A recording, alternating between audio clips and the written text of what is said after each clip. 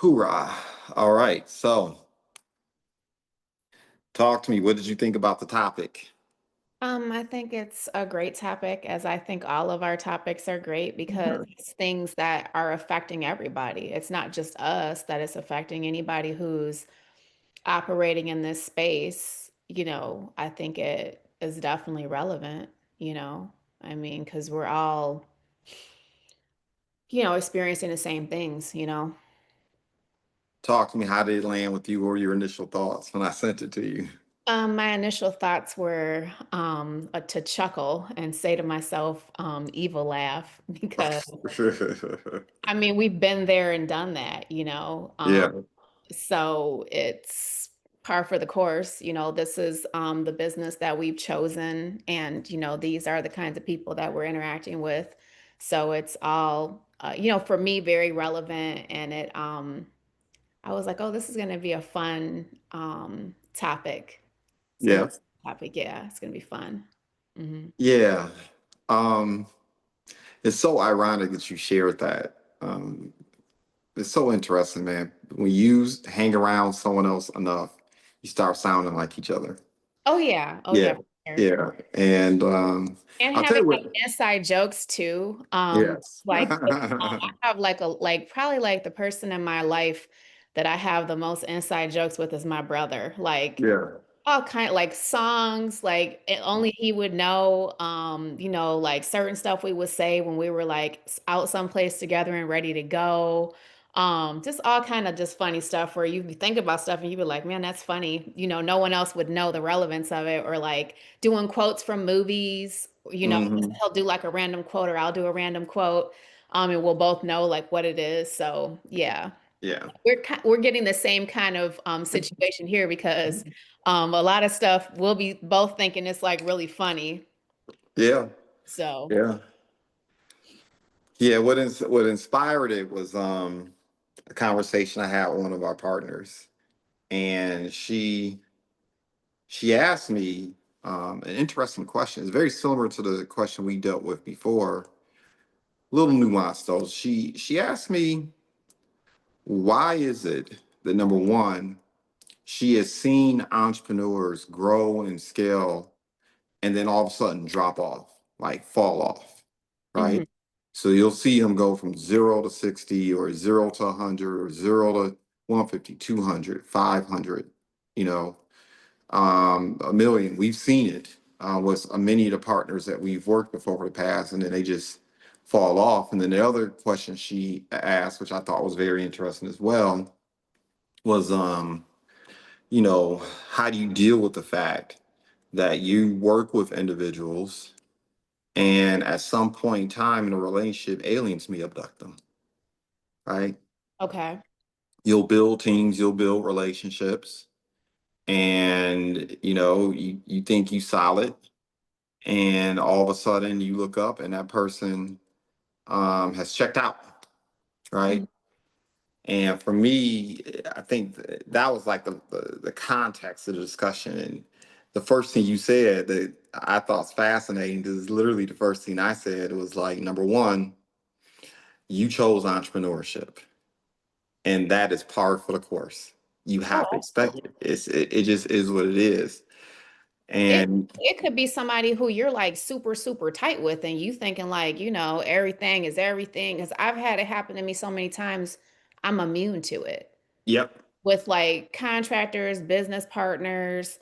I'm thinking of several off the top of my head where like, and even like, especially on projects where like contractors have literally like left me for dead, like, just straight, like, just, abandoned the project, stole materials, bad mouthed me, like Hmm. stole my crew, all kind of stuff where you be like, oh my God, like, okay, Yeah. just gotta take it in stride and be like, all right, I gotta pivot, I gotta regroup, I gotta call in my B team, I gotta Yeah. try, I gotta figure it out. It is what it is. It's not funny at the time. I'm laughing at it now because it's happened so many times. All I can do is laugh. Yeah. But it's definitely not for people who are mentally weak. You have to be very strong. You have to be Yeah. very strong, and you have to be non-emotional about it. That's number one. Um, Yeah.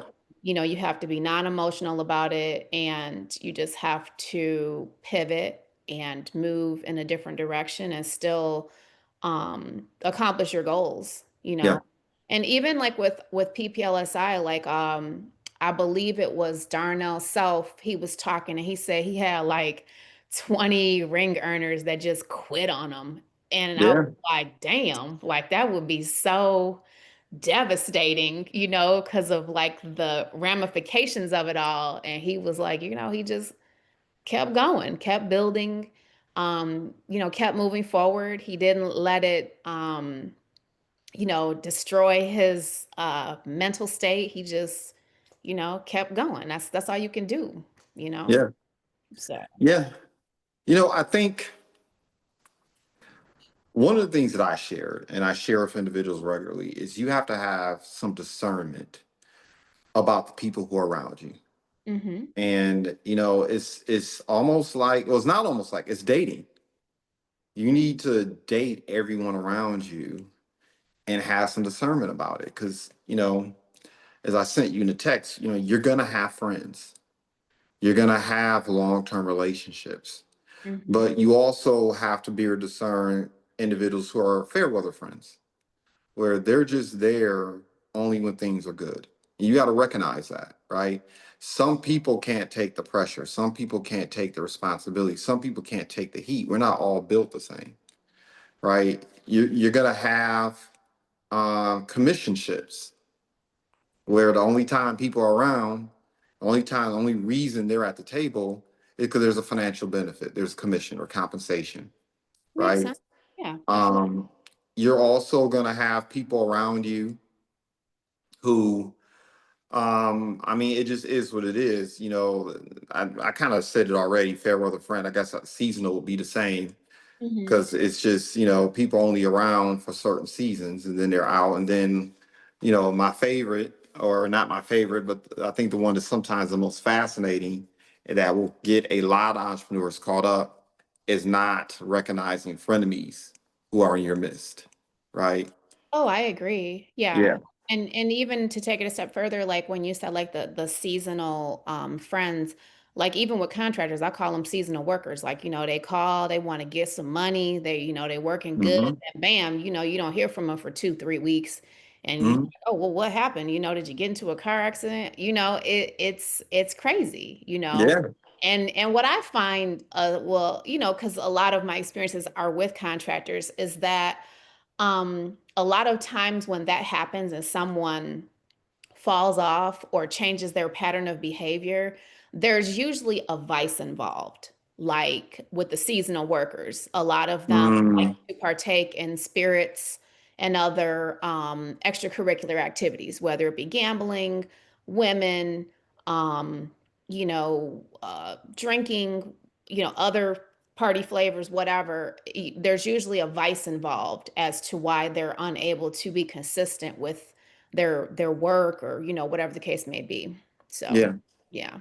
The other thing that I think, see, I didn't do something I was supposed to do. Give me 1 second because this is going to keep happening.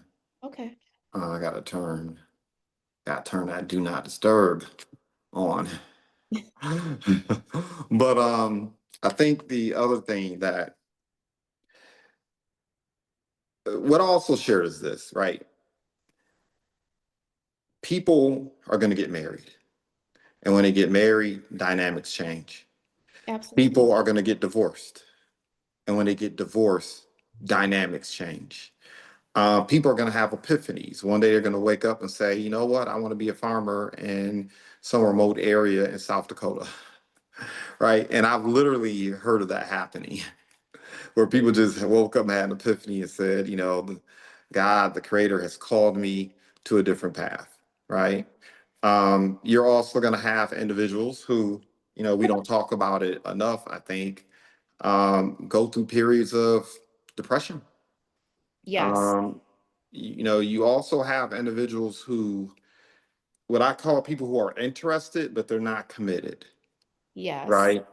You're gonna have people who are interested, and they're only interested in what they're interested in. Like they'll join you in business because they have a short term or intermediate goal they need to achieve, Right. but they're really not committed to the long term vision. They're really not committed long term to the relationship. I mean, same thing in dating, Oh yeah, right? absolutely. It's I mean, Yeah, I, people waste your time and like think nothing of it. Like it's just like, okay, on to the next one, yeah, you know. So, and I think with like internet and with social media, a lot of times people are um overstimulated. They're seeing a lot of things that are kind of maybe even leaving them like disenchanted. Like when yep, they get involved with a business or even personal or professional, it doesn't matter. no, Disenchantment is across the board. You know, you get involved in a business and you're like, oh, cool. You see all these people, you're thinking they're doing this and they're doing that. And then, like, the reality is when you're in the rat race and you're on the hamster wheel, you're like, oh, wow, this like really requires a lot more effort than you anticipated. It's not going to be easy. And it's very easy for people who don't have those survival skills, um, like inner city people have, to just crash and burn or fall off and be like, this is too hard. I don't want to do it. yeah, And just you be, know, yeah. So it's very common. yeah, grit, right? Or what I like to say, um, is, and and depending on where you're speaking at, the venue you're in, you got to be careful about the diction you choose. But the bottom line is, not everybody has that dog in them. Or Not that everybody that has. moxie, that aggressiveness where you're Yeah, like, I'm gonna win no matter what. I don't care what yeah, anybody says. I'm gonna win. And that's just gonna be that. Yeah. I think you have yeah, to have a little bit of rebellion in you too. You have to be a little bit of a person who's rebellious and wants to do things a certain way. Like it's so easy to just fall in line and, do the regular 9 to 5 and, everything's easy, because a lot of us who grew up in certain time era, like you were taught, like, oh, you just get a good job and, everything will fall into place. But like the way that it is now, that's not reality. Like there is mm, no good job to get, and everything's going to fall in line. Like if you're not out here hunting and gathering for yourself, then you're probably not going to eat. yeah, So, yeah. yeah. The other thing is, uh, entrepreneurs really need to take into account and be able to discern too. And you find this, it's funny you mentioned the street people, right?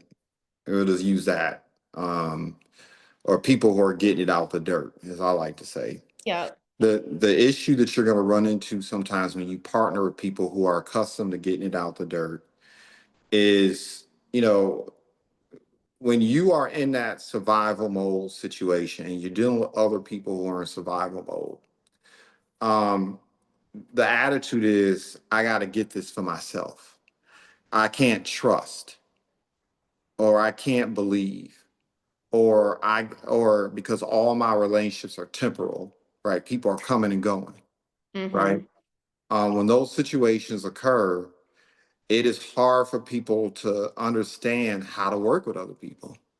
I I've had a couple partners over the last, I want to say 7 years, where I first met them and they were questioning every move that I made. Didn't trust that I was going to follow through on A, B, C, and D, or um, we're always looking to see if there was some type of angle, or whether somebody was trying to take advantage of them or run game on them, put them in the trick bag, all that fun stuff. And I remember just how frustrating it would be to deal with those people because you can't move fast when there's distrust. Things don't go smooth when there's distrust. There's always hiccups. There's always taking a pause, explain this or explain that. It's like, it's very similar to not only dating, but when you decide to marry someone, man, if the values and the principles, and I'll just leave it there. Yeah, if your values and goals are given, but if your values and principles aren't congruent and you don't have trust, it's like anything else. I mean, a basketball team can have the most talented players in the world, but if they don't trust each other to do what they're supposed to do, play their position, and they don't trust that people are going to execute a certain type of way, they can easily be defeated by a team with far less talent. And when you're dealing with entrepreneurs who've been accustomed, once again, surviving and getting out the dirt, there's a mindset that's required to survive. But you know what? There's a different mindset that's required to thrive. And Absolutely. you can go faster by yourself, but you go further when you understand how to work within a team, within a framework, right? Um, and I've seen that detonate entrepreneurs. The other thing that you have to be cognizant of, I think, when you talk about these different relationships you have, um, and this is what I shared with our partner, and I was like, look, I embrace the hardships that I've gone through. I would not repeat them. A lot of them I would not repeat, but I'm okay with the hardships I've gone through. I've accepted bad decisions that I've made, just like I've accepted good decisions that I've made. But oftentimes, when you see people take off like a rocket, sometimes their talent and skills can take them places where their principles, values, or sense of integrity can't keep them, right?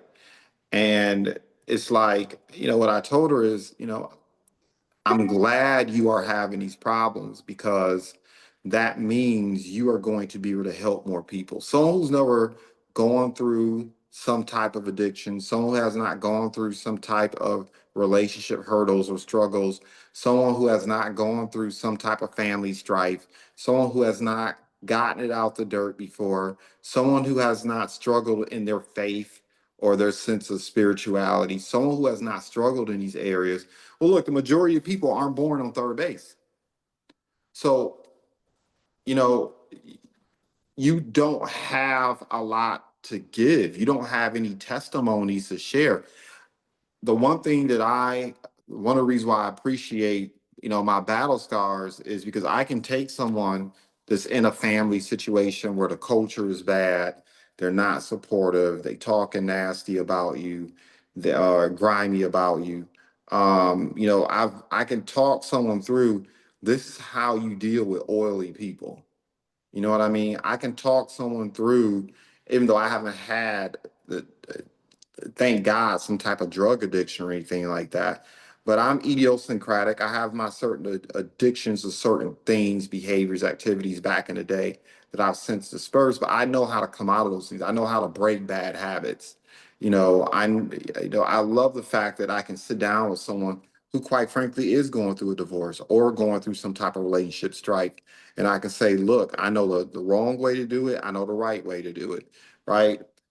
And that's what I share with her as well. It's like in these relationships that you have, it's easy to get caught up comparing yourself to other people. And not necessarily being envious, but you start feeling some kind of way about yourself too in relationship to other people. And your frenemies, they'll take advantage of that. The frenemies, you know, they can't wait to go out and broadcast your weaknesses, broadcast your deficits, broadcast your failures. It's like, and it doesn't always have to be so overt. It could be covert, right? They're having conversations instead of speaking well of you when you're not in the room. As soon as you're not in the room, they start tearing you down, right? Oh, absolutely. Or And even just like a underhanded, like I call it the sneak diss. yes, Like oh, Adrienne, how's your little construction business going? How's your little real estate business going? Are you still doing your little projects in the ghetto? Like that. oh Yeah, like yeah, that. And I'd be like, you know what? As a matter of fact, I am. Want to come by and look at one of my projects? I mean, so yeah, that's like the sneak diss, yeah, like basically, um, you know, talking down to you, but with a smile on your face too. yes, Nice, nasty, like passive aggressive. yeah, A lot of people don't even realize that that's a thing because they're so used to doing it. yep, They don't really know that it's a real thing that happens, especially professionally and personally too. yeah. Is that background noise? Is it drowning me out at all?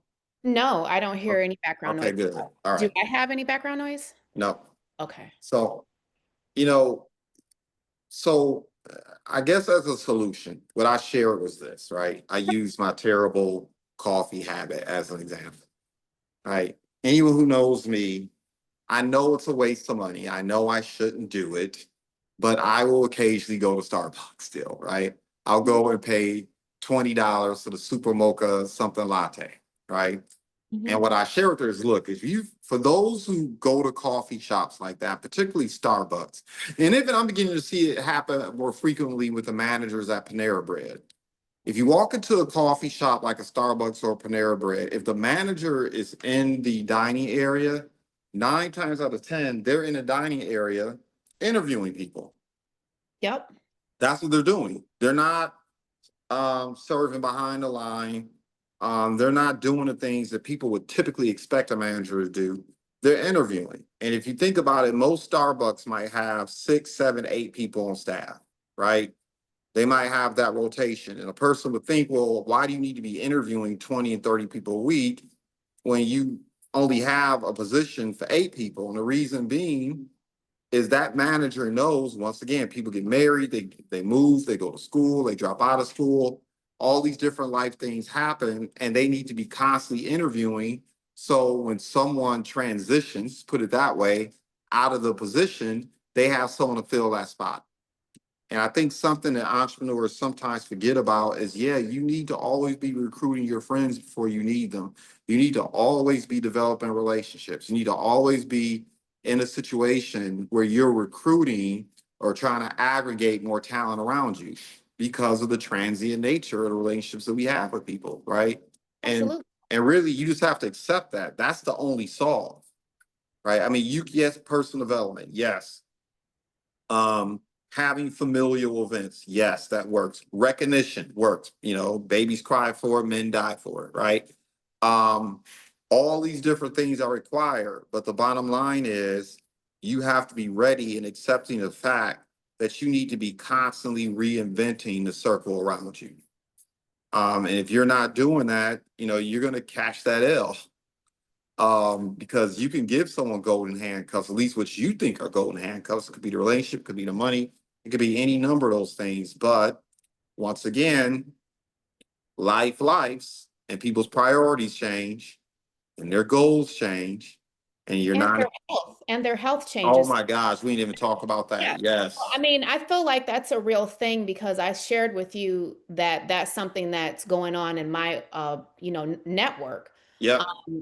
Like people's health can affect their work and affect Yes. their goals and affect Yes. the dynamic of your team, and even you as a business owner, because when you work with people for a long time, you care about them. It's not just like they're robots and inanimate objects. Like you develop relationships with these people and you care about what happens to them, especially when you know stuff about them, they share stuff about their family, that you're getting to know them personally and professionally. So health for sure, like that would be at the top of the list because Oh my goodness. there's so many things that can happen to a person's health. Yep. Um, and literally, to me, very, very much, I believe and live by the fact that your health is your wealth. Mental health, physical health is so super, super important. Yeah. Yeah, and it can definitely affect um your team. It can affect the dynamic of your team. It can affect how they work, what they're doing, what they're able to do. Um, Yeah. so it's super important to take that into consideration too. Like you said, you always have to be recruiting and thinking about the next step or the next, person you're bringing on the team. I can think of several people who've worked with me who've been ill. One of my business partners almost died. Like he's retired now, but yeah, he was literally like in the hospital in a coma. So, just Um, stuff happens. I mean, he's an older person too, but still. yeah. I mean,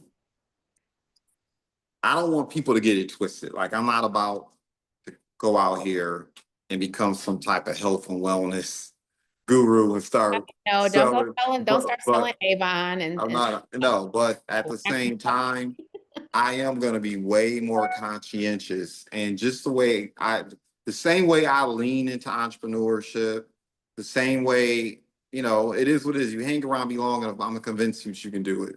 You know what I mean? Like I'm gonna convince you that you can at least do entrepreneurship part time, and that Right. is good for you, Mhm. right? But I am at this stage of my life, I'm leaning in more and more and more into health and wellness. I had somebody's actually, Bless of you. course, I cough right on time, right? Anyway, I had some people around me helping me out with everything I have going on right now in terms of the move. And I'm like the oldest one out the bunch, right? By a decade, maybe even some of them, maybe even 15 years. Hmm. And I was sitting back watching, right, as I was carrying furniture and stuff up and downstairs, and I was watching them do it. And I was like, man, how am I 10 and 15 years your senior? And I'm Running more circles mobile. around them. Running circles around them. Oh my God, man. It was even getting frustrating. I was like, how do I have more? And I Stick. don't think yeah, I don't look, I don't think entrepreneurs understand this. You know, and I'm not trying to quote unquote, what do they call it, fat shaming or anything like that. But I Yeah. tell people, look, imagine how much, one of them I looked at him and I'm like, the guy probably weighs 80 pounds more than me. Hmm. And it's not like I'm a lightweight. I'm slim, but I ain't a lightweight. I'm a 200 plus pounder. And I was like, bro, I want you to go over there and pick up that weight, or go pick up that brick that I used to use to curl, to stay in shape when I didn't have time to get to the gym. And I said, I want you to imagine what it would be like if you had that on your back all day long. And he said, man, it would be terrible. It would be terrible, walking up and down stairs. So now imagine having to do that for years, and then all of a sudden the brick is taken away from you, right? You don't have that weight anymore. I said, imagine how much faster you would move. Imagine how much more endurance you would have. Imagine what your conditioning would be like. Imagine just how much easier it would be to get up and sit down and walk up and down stairs. I'm like, for entrepreneurs, if your health can be a 80, 100 pound weight slowing you down, or you can lose the habits and lose the things, and just imagine how much lighter and faster you'd be. Like, even in terms of your mindset, like food, what you consume impacts your brain. A lot of people think about food and they think about their muscles, and they think about their bones, and they think about, ligaments and all that stuff. But I was like, your brain is a muscle.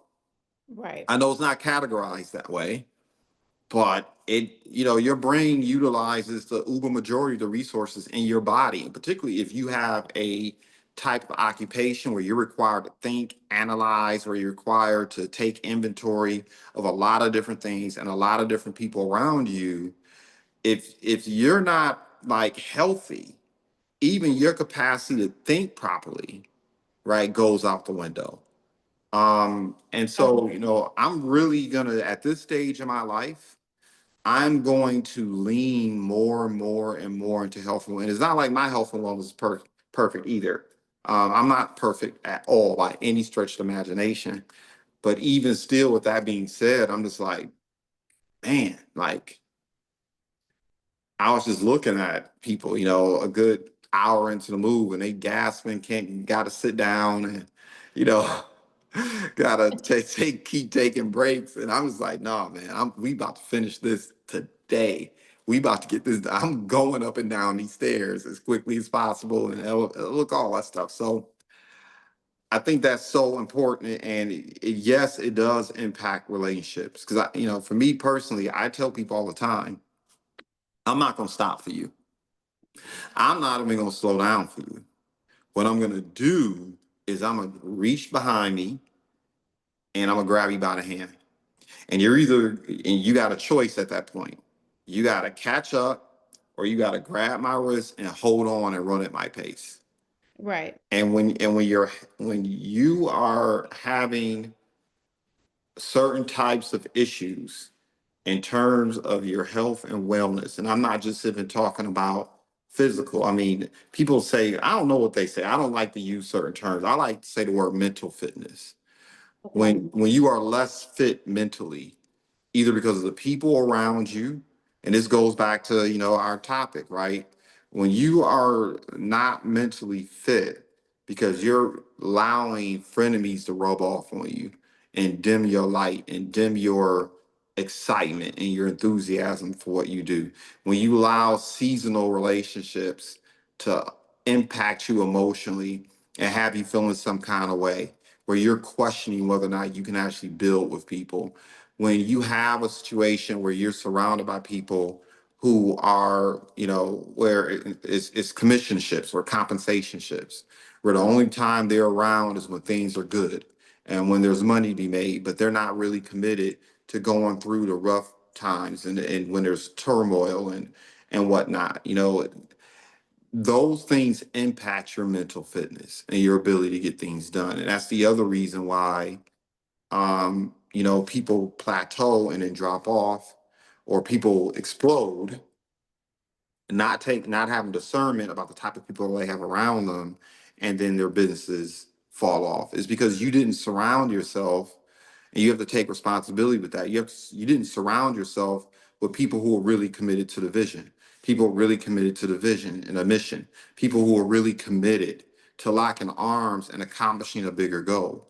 And when you find entrepreneurs who explode and then plateau, but they no longer grow, it is typically the people around them. Yeah, first and foremost, be responsible for yourself. Make sure you're developing skills, the talents, experience stacks, learning how to be a better leader, make better decisions. But if you're doing those things, but you're not getting traction, it's because you need to take responsibility for the environment and the people around you. If you take off like a rocket and drop off, that means you have not put the people in place that would allow you to stabilize your business and to continue to grow after momentum has come and gone, right? Because that's what momentum does. It feels good when you have it. It's tough as hell to build.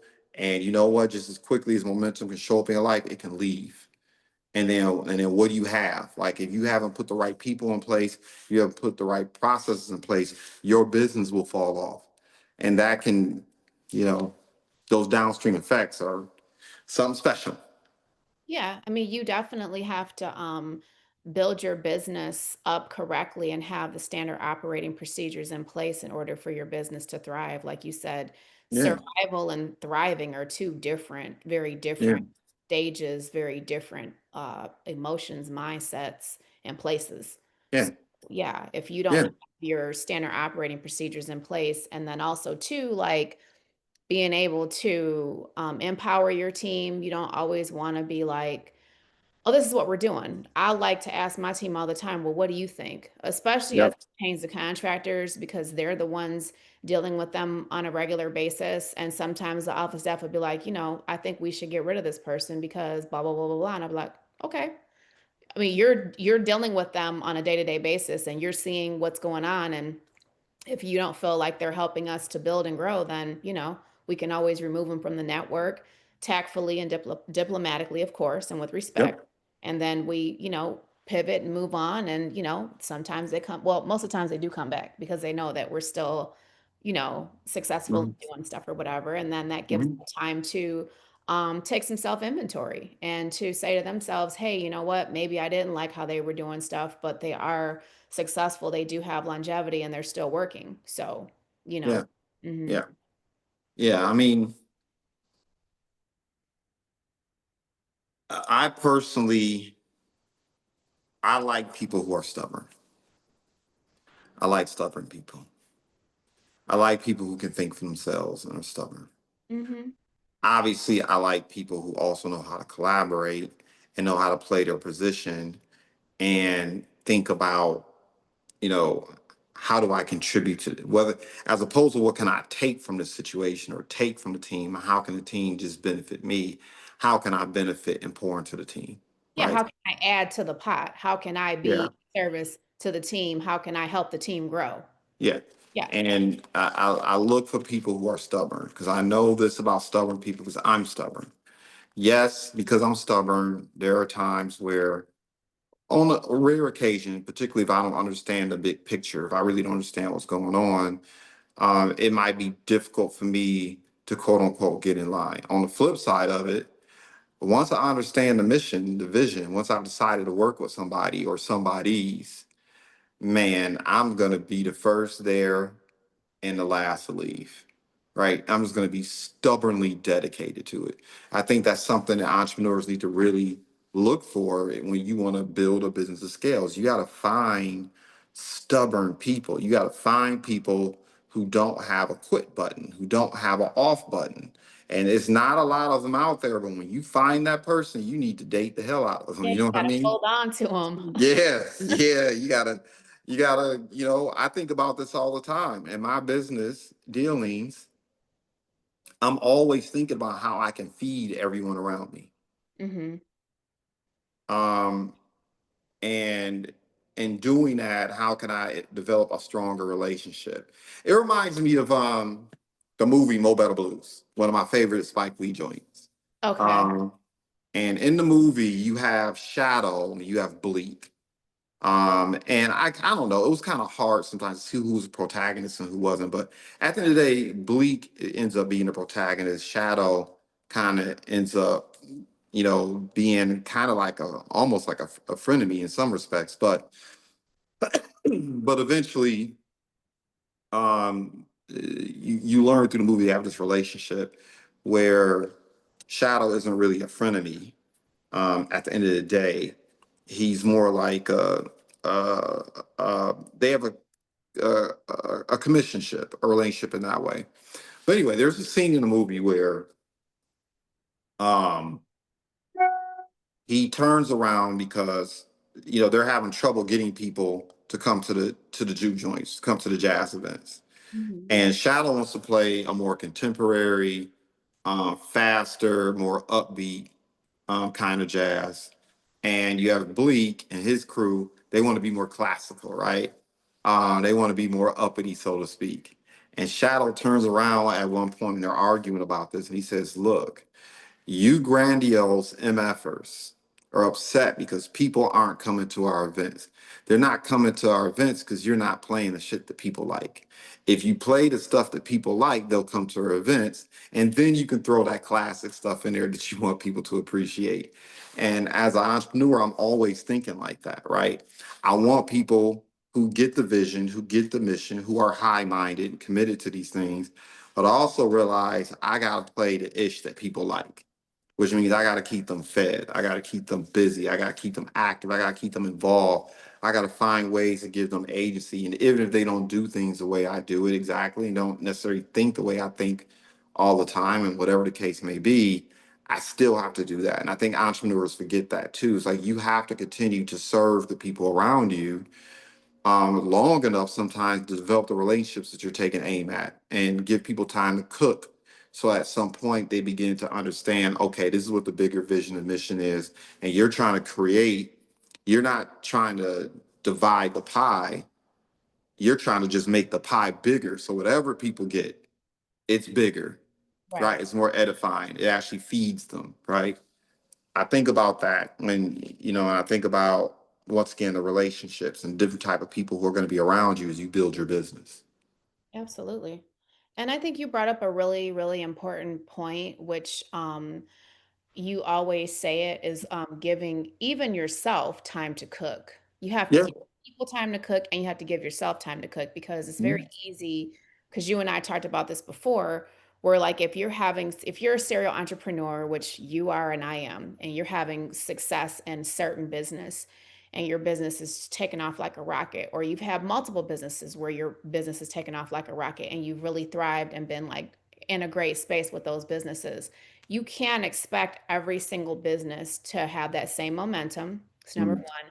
Number two is some businesses, especially as it pertains to like communicating with people and sharing information with people, are more challenging and you have to put more into it than you would other businesses. And so Yeah. it's very easy to get discouraged and feel like, oh, I'm not doing nothing. I don't feel like I'm really like making any moves because it's not like these other things that you're doing where you're like, oh wow, like, like there's the social evidence of all this other success you're having. And then you have this other thing where you're like, damn, this ain't really hitting on us. This is like, this is like slow motion. Like, what is the deal?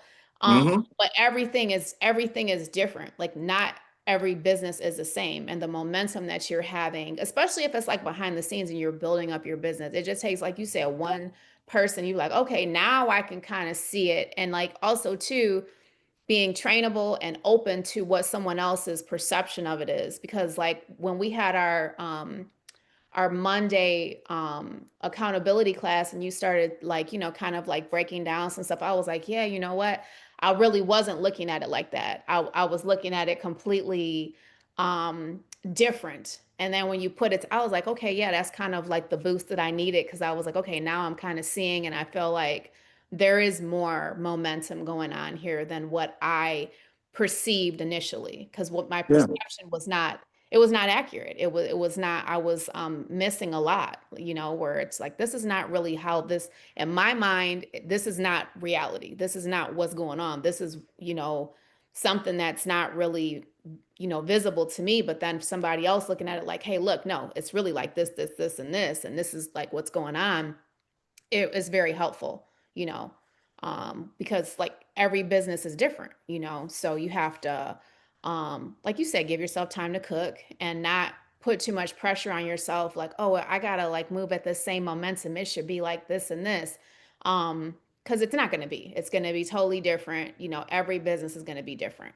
Yeah. And every team you build is going to be different too. You're going to have Yes. some dynamics and some teams where like like my people, my back office staff, like the people have been with me, like Melissa's been with me for like 6 years. Richard's been with me for like 5 years. So like they really know me. They know um a lot about how I think, this, that, like and they're able to kind of like just do stuff sometimes. They're like, oh cool, I'm glad you did that, or I'm glad you put that together because, I forgot about it, or, I think that's a great idea. And that's kind of like what I like about the team is that synergy is where, when people really get into a groove with you, they really start to kind of anticipate what you need or what the organization needs. And then they'll just do stuff sometimes where you're like, oh wow, that was like on point. Yeah. Mm. Yeah, I agree. Um, Man, it's interesting because like I said, there's that balance, and you already touched on it. You got to give yourself time to cook. You got to be honest and take inventory about what's really going on. Yeah. Um, the other thing that I think people need to keep in mind too is that there's an acronym that we use in the industry sometimes called RITA. And some people will say you need to start dating Rita again. You need Rita in your life. You're not spending enough time with Rita. And people are like, what are you talking about? What's Rita? Well, it's, RITA, RITA is an acronym. Recruiting is the answer. Recruiting is the answer. I tell people all the time, particularly if you are in a tough situation, it's like, okay, you don't have a vehicle, recruit somebody who has a vehicle. You don't know how to sell, recruit somebody who knows how to sell. Um, you know how to sell, but you don't have the technical expertise in a certain area. Well, recruit that person, right? You are a visionary or you're creative and operation isn't your thing. Recruit that operations person. You're an operations person, but you don't know how to sell. You don't know how to convince. You don't know how to lead with enthusiasm and inspire people. Well, then you recruit the other person who does, right? I think about that even now with it's so ironic we're having this conversation. I'm thinking about this now, even with my wholesale business. It's like I know what I'm good at. It's interesting enough how skills really do transfer. Like I'm really good at painting a vision, creating a framework, and really getting people focused on the outcomes, regardless of what the task or goal or objective may be. On the flip side of it, which I think is interesting, like I've really grown and developed a lot over the years, so much so. But I find myself also very effective at um, the minutia, right? Identifying the deal, identifying the arbitrage, having a really good ideal in terms of identifying people's goals and helping them stay on track to meet their goals. So whether it's to flip a property, whether it's to hold a property, whether this type of finance is required or not, I've gotten like more effective at that. However, at the same time, um, I'm not afraid to go to someone and say, "Hey, I need you to do this because I'm about to f it up." I know I am. I can smell it. Like it's about to be a problem. Um, that's part of the reason why I contacted you on that one deal. I was like, with everything I got going on now, I It's need easy somebody. to make a mistake. Yeah, it's easy to Yeah, make a mistake. I know I'm gonna overlook something, Hmm. right? And of course, I did overlook some things, which is why I gotta resolve those things when we get done here.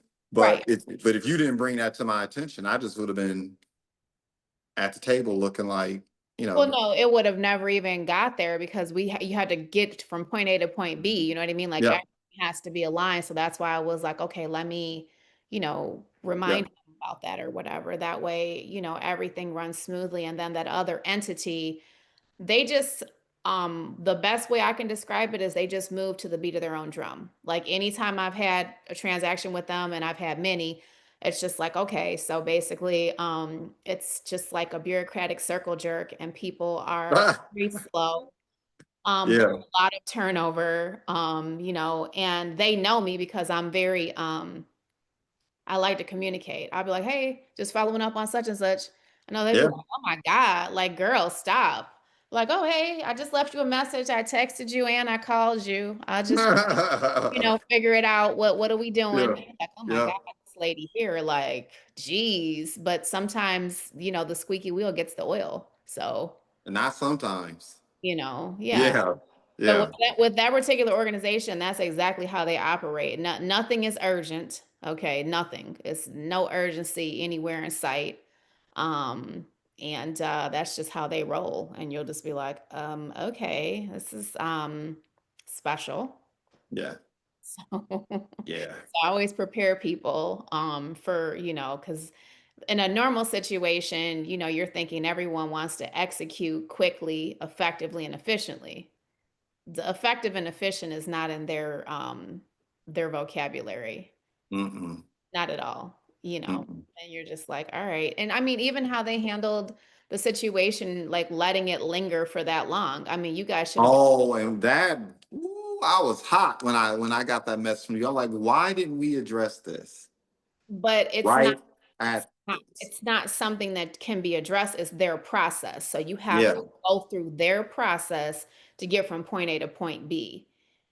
So that's the thing, is it's their process. It's what they put into place. So even when you mhm. have everything all set up, like, hey, I sent you over this, I sent you over that. I've had plenty of transactions that were at this point right now, and you just keep on emailing, like, hey, what's going on? I mean, I know it's Friday. Like, I mean, can we, can we get some motion in the ocean here? You need me to come down there? You need me to bring you lunch? What what, Yeah, what are we doing? And it's the same. They move at the beat of their own drum, yeah, and they're used to doing it that way because it's just it's like one of the utility companies. Like, you can't go around them. You can't circumvent the process. You just have to go through their process. Just yeah, like dealing with, like I said, some of the utility companies where you're just like, oh my God, this is like very unorganized here. You're like, yeah, what's going on? And they're just like, oh well, that's just how it is, and you're just like, okay, that's not really the answer I was looking for, but okay. yeah, yeah, So yeah. Well, look, um, I'm getting phone calls from both ends, from the client and the title company. So I know I need to hurry and jump off and deal with them. okay. And I need to finish my own personal project here. Okay. But man, Send that stuff over so I can send it to him so that we can, at least check that off of our list. yeah, I'm gonna take care of it shortly.